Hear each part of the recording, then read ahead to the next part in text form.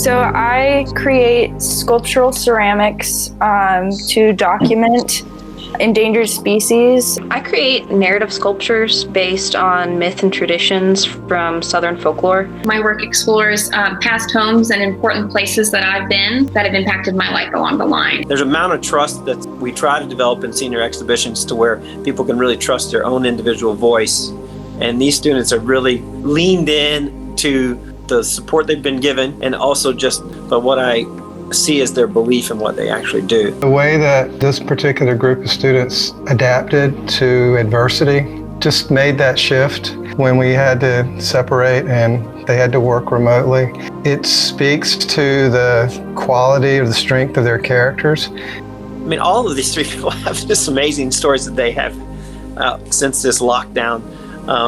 And even in the midst of as we shifted and pivoted, every one of these students actually tried something they were going to try anyway. I'm a metal worker, so there's a lot of things that I need that are pretty hard to access. So it's just making this shop. Now that I have it, though, I'm having to change the style of my work. I'm used to having a roller, and it makes my work is very geometric, repetitive geometric shapes, making organic shapes. But I have a torch here, and I can make really organic shapes organically now, but it's a whole new look, so I'm trying to get used to that and see what I can do with it.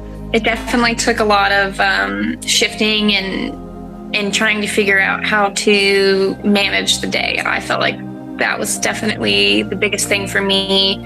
I've always structured my day around school and studio time, and so to move everything and then find a whole new time frame and structure when all of a sudden there's just this huge amount of time just like staring you in the face all the time. It was definitely something that took a while to get used to and kind of get your bearings on. To be honest, I was heartbroken when the studio was locked. All my work was stuck there. I didn't have access to a kiln or wheel. And then this was like my senior year, the year I was supposed to have full access to the studio over the summer, the year I was going to crunch out all my best work.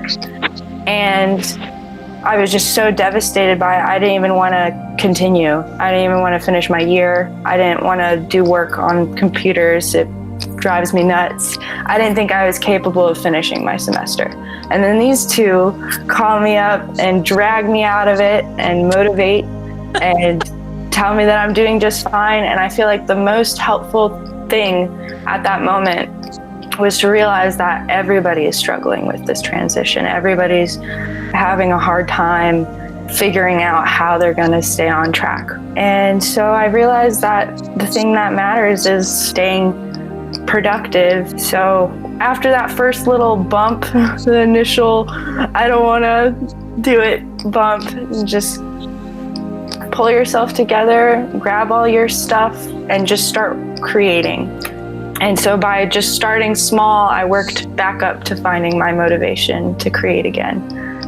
I think that UNC Asheville has honestly been a very wonderful institution for me at least, and I hope for others as well. But without it, I never would have touched clay. I will forever be grateful.